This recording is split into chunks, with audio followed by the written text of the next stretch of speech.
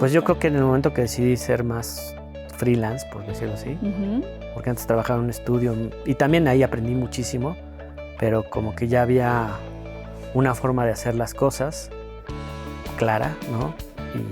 Y de repente salirse del molde, pues no era algo que funcionara. Entonces también dije, pues sí, puedo estar en esta jaulita de oro toda la vida, que sí, sé perfectamente que al final de la semana va a estar el cheque, pero pues sí, arriesgarse también. Y sí, hubo unos momentos que no fueron fáciles, ¿no? Pero creo que eso también, como dar ese paso.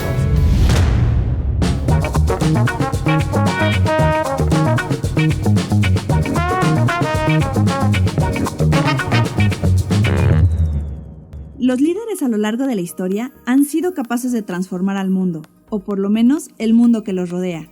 Independientemente de su área de actividad, han tenido influencia, han dejado un legado y de alguna manera han transformado positivamente el devenir del mundo o el entorno de muchas personas.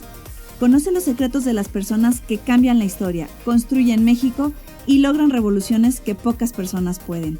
Ven a inspirarte. No olvides suscribirte activando la campanita. Síguenos en todas nuestras redes sociales y visita la página web www.hechosenmexico.mx. Carlos Cortés Navarrete es un ingeniero de sonido que desde niño pasaba horas con un pequeño tocadiscos. Se fue a estudiar al Recording Workshop en Ohio, Estados Unidos, donde encontró la inspiración que necesitaba para iniciar su carrera como ingeniero de audio, viajando en giras con diferentes bandas por todo Estados Unidos. Al regresar a México, se decidió por trabajar en proyectos audiovisuales. La carrera como diseñador de sonido la inició en teatro con Savia y Yogamoy, contrastando con el trabajo que realiza actualmente.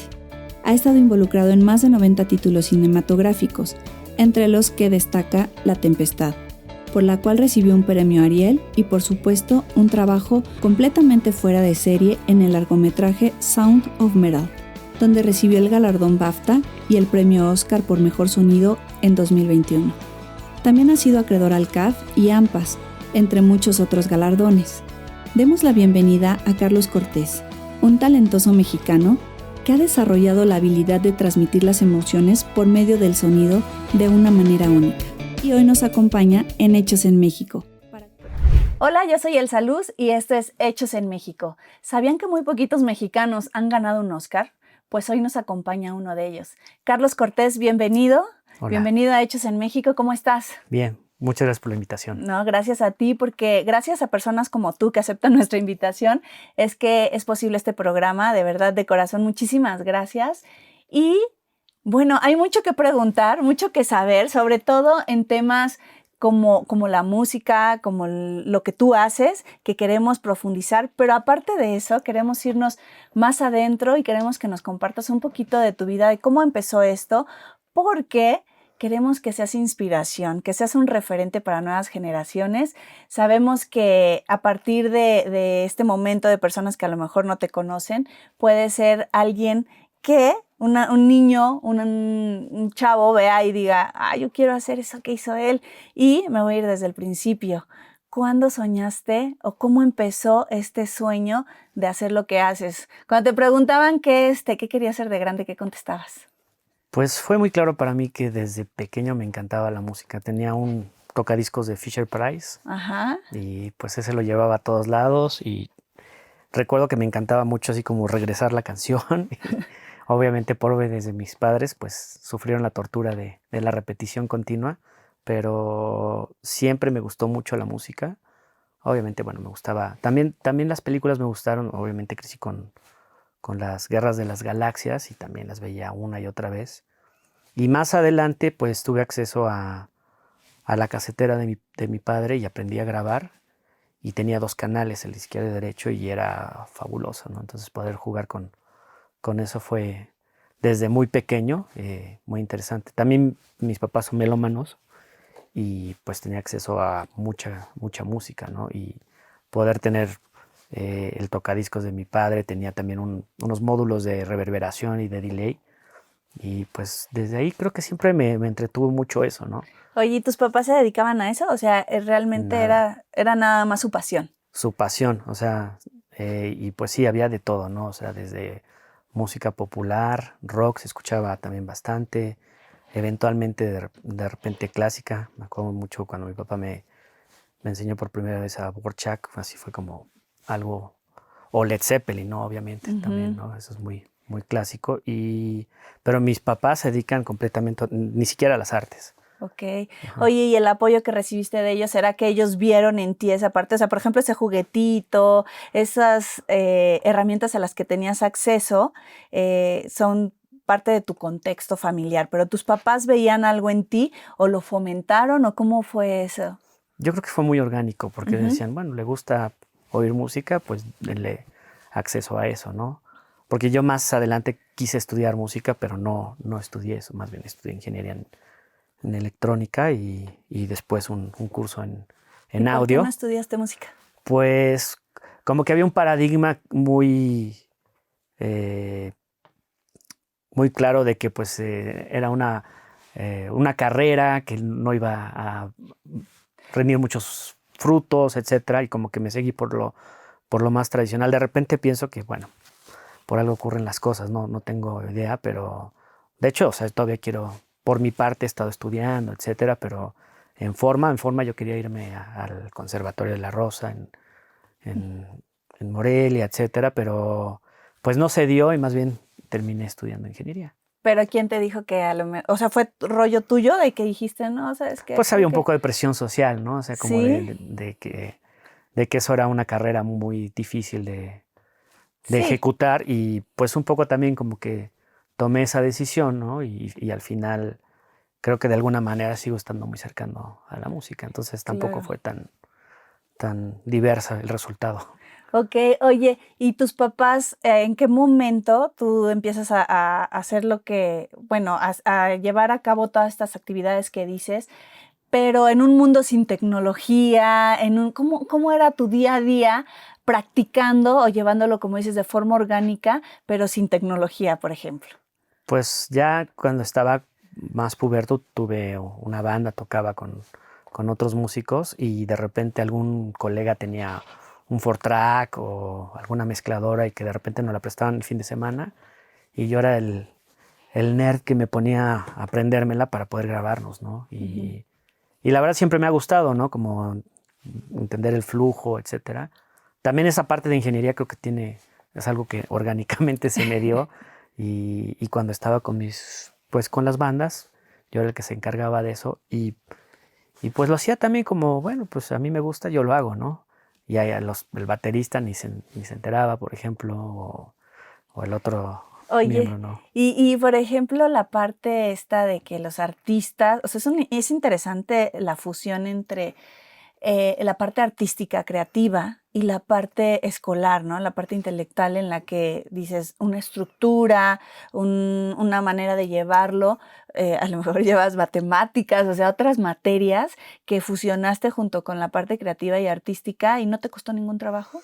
Bueno, creo que como todo, digo, sí creo que hay personas que tienen una facilidad, ¿no? Pero de todas maneras, o sea, con los músicos que yo trabajo veo que claramente también son muy rigurosos y hay mucha disciplina, ¿no?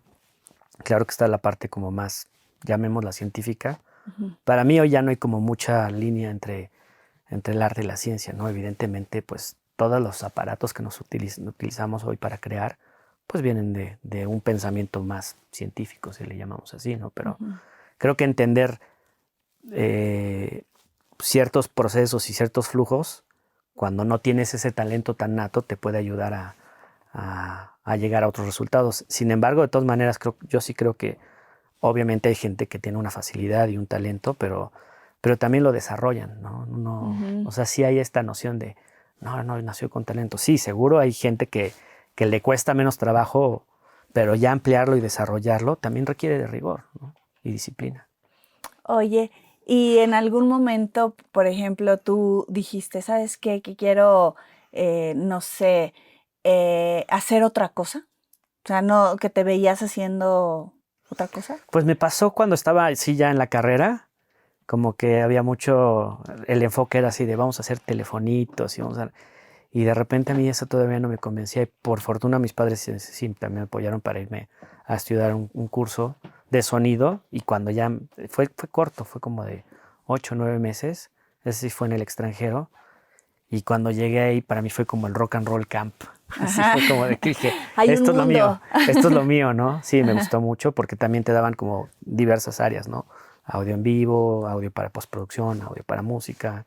Y, y la verdad es que las tres me gustan mucho. En realidad yo empecé incluso en audio en vivo Ujú. y me parece que como que es el que tiene mucho reto porque es todo súper inmediato, pero también demanda mucho de tu vida. Bueno, cualquiera, ¿no? Pero Sí, todo lo que quieras hacer ajá, bien, ¿no? De todas sí, maneras te va a demandar sí. como mucha disciplina y muchas cosas, enfoque y demás. Oye, Carlos, ¿y tienes algún referente? ¿Ubicas en algún momento que dijeras, es que si yo pudiera hacer eso o yo quiero hacer eso de esa manera, algún músico, alguna persona que te hiciera todavía acercarte más a lo que tú querías? Pues es que es justamente eso. De alguna manera he tenido contacto con, ahorita uno de mis maestros, también estudio stick, es Ujú. Marcus Reuter y él toca con Tony Levin, con Mastelotto y en Stickman y también Trayvon también ha sido uno de mis maestros y ha sido muy grato poderse acercar a ellos y porque les escribí un día "Oye, me gustaría tomar clases y hay una apertura y te das cuenta que también esas personas que son tan talentosas sí lo comparten, ¿no? Evidentemente a veces las agendas son difíciles, pero así es. En agosto estoy libre, te puedo dar 4 clases. Bueno, órale, vamos. Ahí estoy. Es maravilloso porque también es como buscar esos acercamientos y ahora con la tecnología está genial, ¿no? O sea, en Sí. ese sentido, creo que eso es lo maravilloso de todo esto de las redes y tal, porque también hay acceso a otro tipo de información que cuando a mí me tocó no era, o sea, tenías que ir al disco de tal, tenías que ir al Chopo a buscarlo o a la Gandhi de Miguel Ángel de Quevedo Ujú.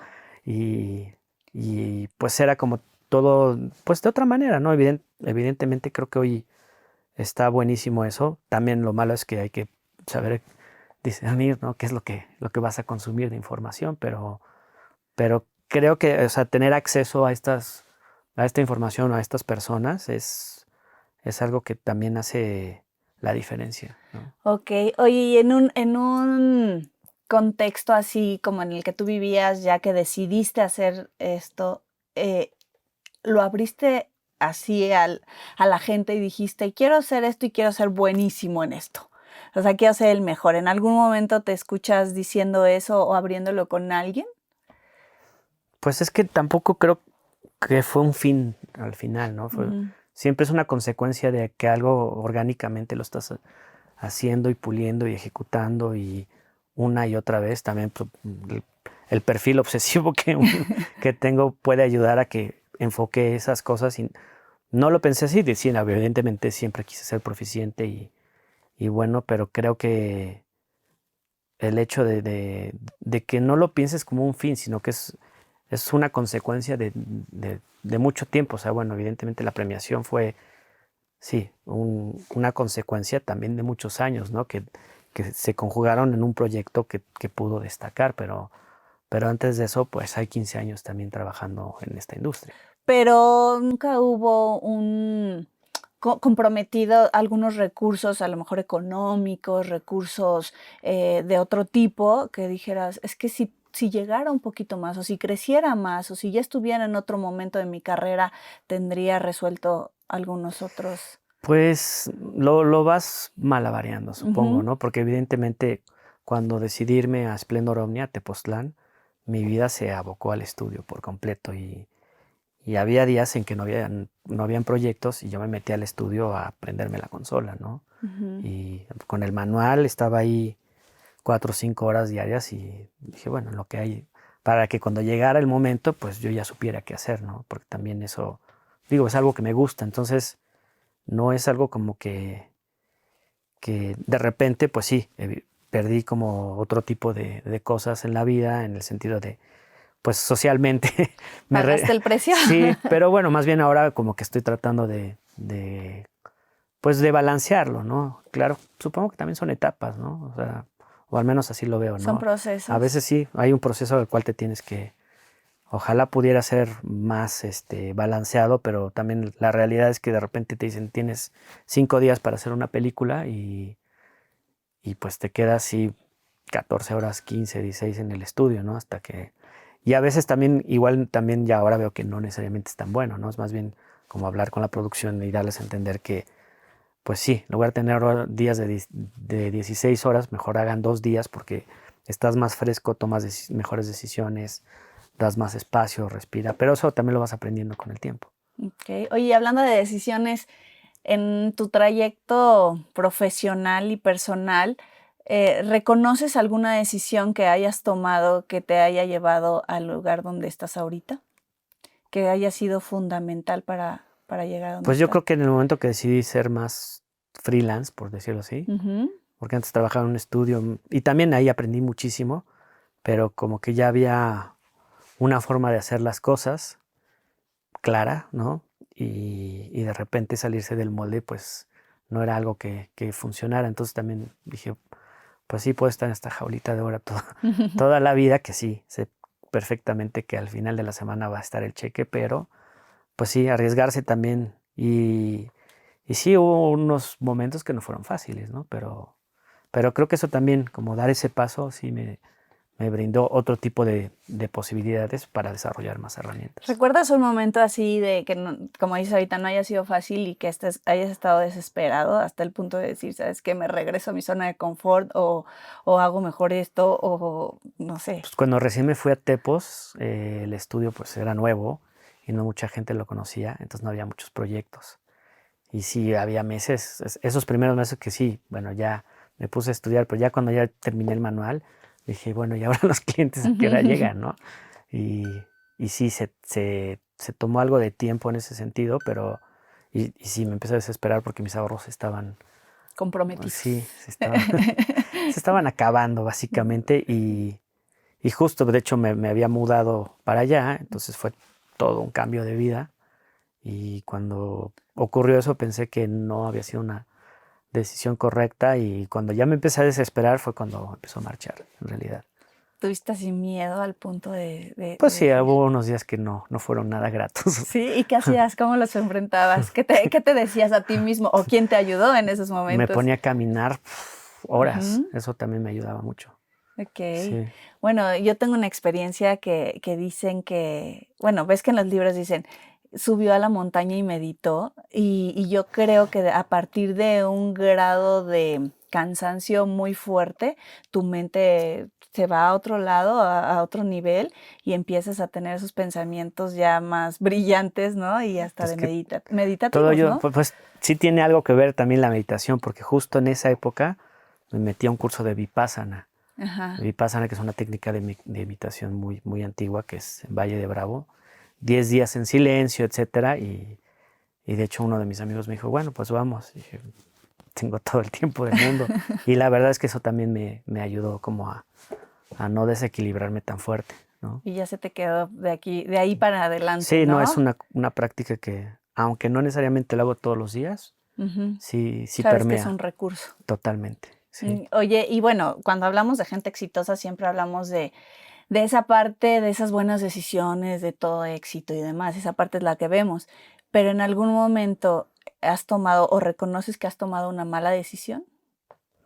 Pues seguramente hay varias, ¿no? Pero más bien, no creo que, más bien para mí tiene que ver con el hecho de que no la vuelvas a cometer, porque hay veces que no tienes las herramientas o los recursos para en ese momento tomar la decisión adecuada, pero si se te vuelve a presentar y vuelves a incurrir en el mismo error, ahí sí es cuando creo que hay algo que sí hay que corregir, ¿no? Porque Ujú. muchas veces, pues sí, te enfrentas a una nueva situación y es necesario aprender, ¿no? Y a veces, pues sí, la decisión no es la más adecuada. A partir de la Sí, equivocación sí, aprendes, ¿no? sí. Y te levantas.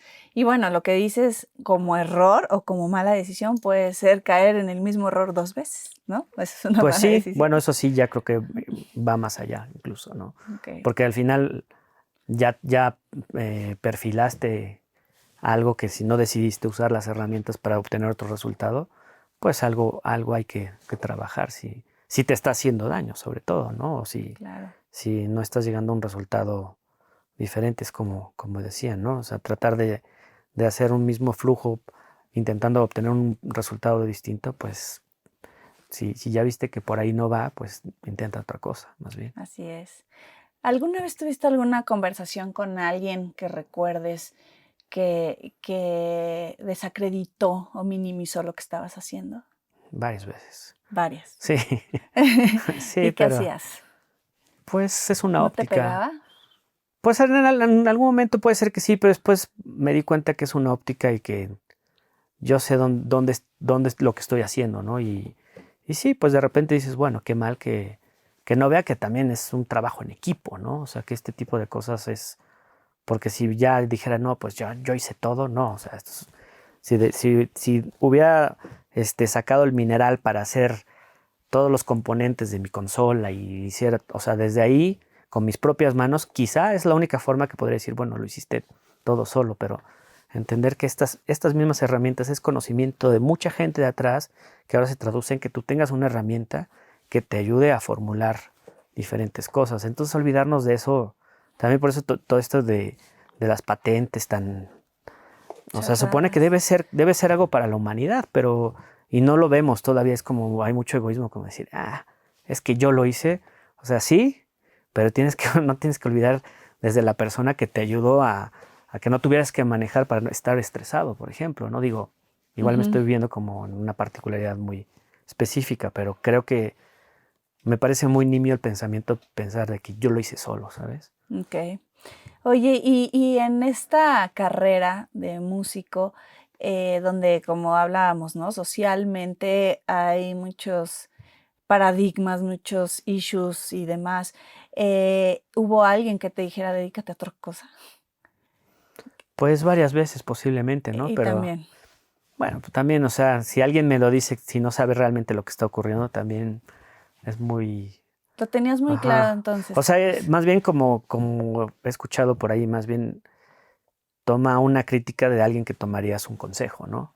Ujú, Entonces, para mí sí tiene también ese valor, ¿no? O sea, si es alguien que realmente ha estado ahí también metiendo las manos en el lodo, pues sabe que a veces no es tan recto el camino, ¿no? Oye, y Y en general, casualmente esas personas son las que siempre te dicen cosas positivas, ¿no? cuando me lo dicen de una manera constructiva y ahí sí lo tomo, así como de esto no está funcionando así. Pero Ujú, entonces más bien ahí sí es donde sí pones atención de, ok, quizá aquí ¿qué tengo estoy que poner haciendo? atención, ¿no? Ujú. Pero si viene así nada más de la nada o desde otro lugar, o sea, No, no se toma en sí, cuenta. Oye, pues qué padre que la tengas súper claro, Carlos, de esa parte de, yo creo bueno, que es un poco de educación también, ¿no? De lo que viviste en tu casa. No sé, me habla de que tus papás te dieron mucha seguridad desde niño sí, de mantener esa seguro. postura de, pues, toma las cosas de quien viene y demás, ¿no? Pues creo que me ayudó mucho cuando terminé la prepa, tuve Ujú, un año sabático y digo, en ese sentido también me apoyaron mis papás así de, según esto me iba a ir 3 meses a España ujú. y me quedé, ese primer año me quedé ahí y ahí hice de todo, ¿no? También como que ver que la vida no es tan blanco y negro.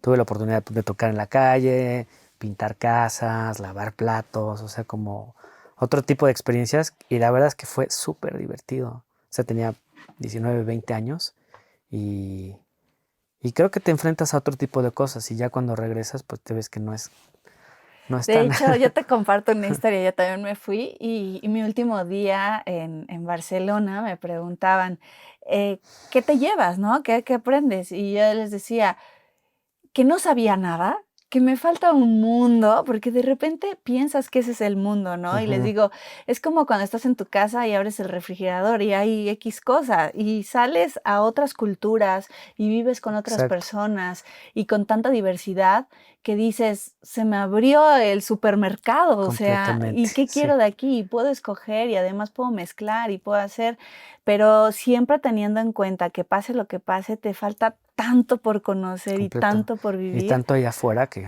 o sea, reducirlo a esas cosas es pérdida de tiempo en realidad. Ujú, Y sí, afortunadamente no solo esa vez, sino ya después viví en el extranjero. Y cuando trabajé incluso en el extranjero antes que en México y regresar a México, de repente esas cosas como que todavía no somos tan, en ciertos aspectos, sabemos trabajar en equipo, hay más egoísmo, fue algo como difícil porque ujú. me tocó, ¿no? En otros lados que no era así, ¿no? Y como que dices, ¿pero por qué? ¿No? O sea, Ajá. digo, no todos, ¿no? Evidentemente, pero pero sí había como ciertas cosas que dices, con razón de repente siento que no avanzamos, ¿no? Porque también hay esa parte Del que trabajo en hay que, equipo. ajá, Fue un aprendizaje el mm, trabajo en equipo. Y mira, ahora este trabajo que te lleva a ganar el Oscar, pues fue un trabajo en equipo total. completamente, Ujú, ¿no? ujú. Porque me decías, cuéntanos un poquito, ¿no? Para los que no sabemos, me decías, ¿cómo es que se hace ese proceso para llegar al resultado final de ya mezclar un producto de sonido? Específicamente en cine, pues hay muchos procesos, ¿no? Hay desde la preproducción, donde puedes planear cómo vas a hacer el registro de todos los elementos, porque cuando se registra algo, normalmente, no sé, en un set, por ejemplo, la tendencia es que se registra más nuestras voces, ¿no? Pero todas las acciones o todo lo que está ocurriendo se recrean, ¿no? Ambientes sonoros, efectos incidentales, todo eso se va agregando, se hacen capas de otros elementos, incluso la música, ¿no? Ujú. Claramente. Eh, y todos esos elementos nos los entregan en la etapa de mezcla y nosotros lo que hacemos es balancearlos, darles ciertas características tonales, espacializarlos, para que se sienta más orgánico, ¿no? Con respecto, o a veces quieres que sea más artificial, ¿no? Depende Mm.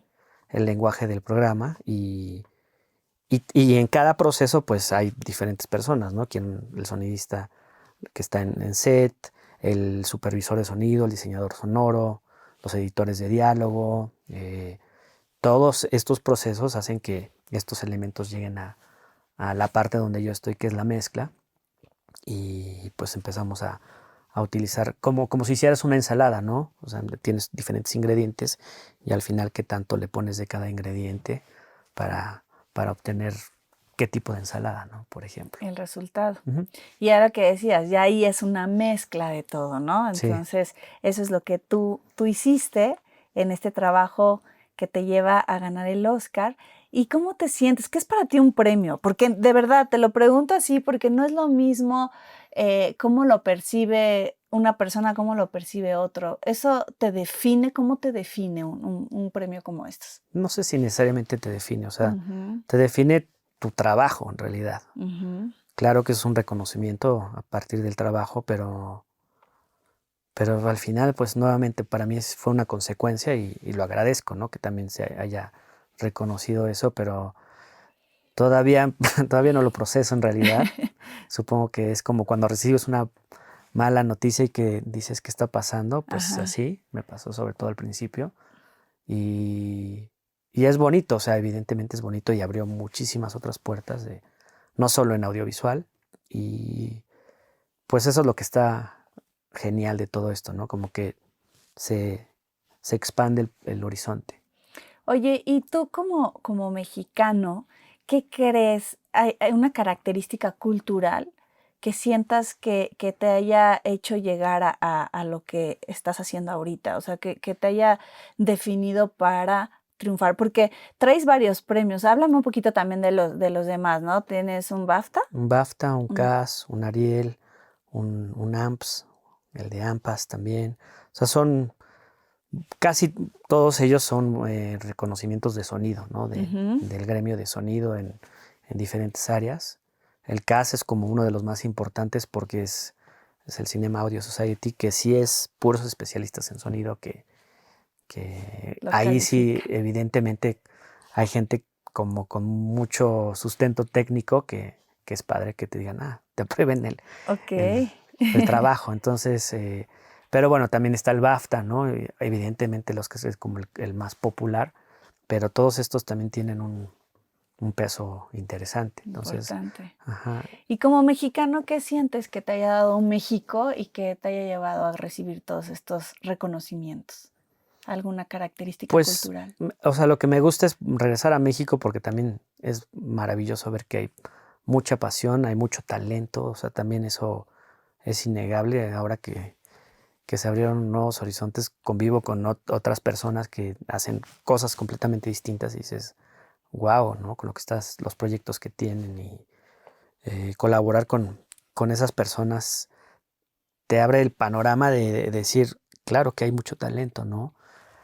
a veces lo único, y bueno, eso siempre lo he visto, ¿no? Por ejemplo, sobre todo en música, tengo colegas muy cercanos que son grandes músicos, pero pues los lugares para exhibirlos o para proyectarlos no necesariamente es lo que siempre se perfila y a veces es difícil para ellos, ¿no? Entonces como que hay una cuestión más popular que la entiendo y está bien, pero creo que también hace falta un poco dar más variedad, ¿no? Y exponerse más variedad, ¿no? También, o sea, está bien que haya la música popular, todo bien, pero ¿por qué no de repente escuchas música experimental, a ver, en un fin de semana? Y creo que eso, pues en esas, y hay muchos foros también, pero esos foros lamentablemente como que vienen y van, porque no pueden, sostenerse. Oye, ¿y qué instrumentos tocas? Toco guitarra, stick, ahora estoy tocando el stick y teclado, un poco de bajo también, sí. ¿Y lo haces en tus ratos libres? ¿Tienes una banda? ¿Has formado bandas? Sí, ¿Esa también. historia cómo es? Pues sigo tocando, tengo un dueto electrónico con el stick, con otro colega que toco desde los 13 años. Y pues también de repente he tenido la oportunidad de hacer bandas sonoras para un corto, para largo todavía no, pero para algunos cortos. Y sí, eso también me súper apasiona porque al final es como verlo traducido, ¿no? en algo. También hemos hecho publicidad y la música, por ejemplo, pues logramos por primera vez grabar una camerata, ¿no? Entonces ya cuando la oyes así, no solo en las cuerdas de las cuerdas virtuales de tu computadora, sino cuando ya lo oyes con humanos ejecutado, se siente muy bonito. Ok. Oye, y en este proceso, ahora que ya estás, ya eres adulto, que ya viviste esta parte con el apoyo que tuviste de tus padres, ¿recuerdas algo que ellos siempre te dijeran en cuanto a la disciplina, en cuanto a algunos valores que viviste en casa, además ya de este contexto familiar musical? Como persona, ¿qué te inculcaban tus papás? ¿Qué hablaban contigo en cuanto al trabajo, al desarrollo humano, al crecimiento? Pues yo creo que eran sus acciones en realidad. O sea, evidentemente pues ya te regañaban cuando te salías de línea, que eso era ¿Eran común. muy Era exigentes? común. Pues en algunos aspectos sí y en otros ¿En no. cuáles sí? ¿En Por las ejemplo, calificaciones? no, las calificaciones eran más holgados, pero como... Es que bueno, en realidad yo lo veo ahora desde lejos, pero creo que a mí el tema con la institución siempre fue difícil porque como que yo aprendía rápido, entonces era como de los chavitos que, bueno, ¿y ahora qué hacemos? Entonces le empezaba a molestar a la compañera y me metía en problemas, ¿no? Entonces no querían mis papás que tuviera, o sea, porque a veces podía tener 10 en inglés y 7 en matemáticas, y entonces me decían, bueno, no queremos todo 10, pero o 5 en matemáticas un mes, y luego el mes siguiente era al revés, ¿no? O sea, como, pero a ver, ¿estás entendiendo o no estás entendiendo? Y disciplina, pues eso era lo que... Entonces creo que en ese sentido como que siento que a mí lo que me tocó como las instituciones que, pues sí, también ya puedo entender que los profesores con 25 alumnos debe ser difícil, pero sí como que hay diferentes esquemas para diferentes alumnos y en ese sentido como que no eran más relajados con las calificaciones, pero pues como de no te metas en problemas y cuando uno está pequeño pues no hace mucho caso de repente, ¿no? Entonces, en Oye, ese pues sí, sentido. es que es real, ¿no? Muchas personas que nos han visitado nos dicen esa parte, ¿no? Es que la parte de la actividad y el querer ir un paso adelante y esto te significa muchas veces no estar dentro de la caja y eso es desde niños. Yo me acuerdo que una vez iban a hacer un dictado en inglés, ¿no? Y escriban al reverso de la hoja, entonces como que me hice como que no entendí y empecé a escribir como árabes, ¿no? De derecha a izquierda el dictado. Ajá. Entonces, no, pues mal, al psicólogo, ¿no? Este niño está endemonizado, no sé. Entonces te empiezas a dar cuenta de temprana edad que hay cosas que dices, igual y no debo perfilar esto. No, después ya te das cuenta que hay que saber dónde usarlo. Ok. Pero ese llegar al límite siempre, ¿no? El estar... Pues es que sí, también, bueno, para mí era más divertido, ¿no? O sea, como, pues sí, hay que hacer otra cosa, ¿no? Estar sentado era como, siempre me pareció un poco absurdo, pero supongo que esa es la fórmula que hay. Y eso, no puedo. y con tus compañeros no te significaba así que dijeras, híjole, cómo me molestan, o eras Pues es que dependía quién, había quienes apoyaban la moción y había quienes no. Ok, pero no lo sufriste en la escuela. No, digo, o sea, pues sí estaba en una situación condicionado y tal, pero tampoco. ¿Y tus papás en que sí eran muy estrictos? Pues había ciertas cosas como de, pues sí, de hacer las cosas, ¿no? O sea, termina la tarea, sí o sí. Sí. Yo nunca he sido nada bueno con el deporte, pero pues bueno, me llevaban a algunas clases de tenis, etcétera, y yo iba con toda la pereza del planeta, pero tenía que ir, ¿no? O también iba al fútbol americano, yo así de verdad no me gusta esto, ¿no?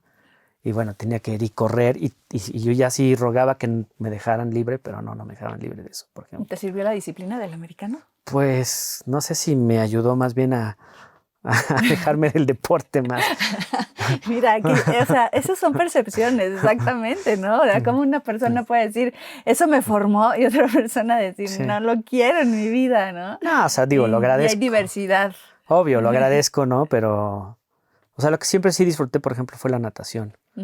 Pero eso ya lo descubrí mucho más tarde, ¿no? Mis papás, pues, también estaban viendo dónde sí, ¿no? Dónde no, porque probé varios, básquetbol, tenis, el soccer nunca, eso sí, fue así como, no, yo ahí no le entro, ¿no? Pero ya como, creo que en la prepa fue cuando entré ya a natación y ahí sí ya, por lo menos sí me pude quedar. Y digo, pues sí, claro que pues hay para todos, ¿no? Claro. Oye, 3 características que creas que tú llevaste a cabo en este proceso, en esta vida que has tenido, que a cualquier persona le pudiera funcionar. 3 cosas. Juiciosamente cuestionar todo lo que te dicen. O sea, como estar abierto a escuchar lo que te dicen, pero cuestionarlo. Eso creo que es fundamental, ¿no? Porque pues asumir que todo lo que te dicen ya es lo que es. Verdad absoluta. Ajá. Sí creo mucho en la autodisciplina también, pero en la autodisciplina, no en la impuesta por alguien más, porque nadie sabe cuáles son tus necesidades. Y tienes que poner mucha atención en lo que tú necesitas y eso es difícil también, porque a veces mantener el balance entre el rigor y que el juez malvado no te esté regañando también, pues si no lo hiciste, eso es difícil.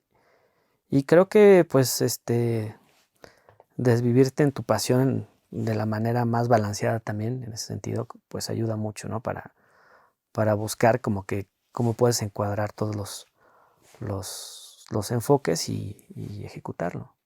Ok, y en esta última que dices de la pasión, ¿reconoces algún momento en que se te haya ido así que dijeras, súper, quemaste naves, te aventaste con todo a hacer tu pasión? ¿Reconoces algún momento? Pues yo creo que cuando estaba en la secundaria tocaba entre 4 y 6 horas diarias. Y eso lo hacía yo sí tenía clases, ¿no? Particulares. Iba con un maestro, de hecho, ahí en Santa Mónica.